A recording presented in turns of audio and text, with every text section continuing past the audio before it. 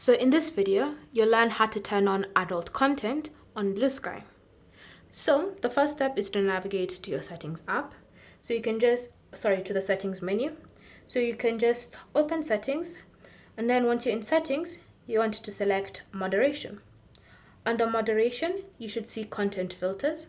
And then from there, you should see the option enable adult content. So to turn it on, just tap on the toggle and it will be enabled. Then from here, you can go even further to customize what type of adult content you want. So you have explicit sexual images, nudity, graphic media, non-sexual nudity, and you have 3 options for each. You have show, warn, or hide. So it's up to you to decide for each section what you would prefer to see.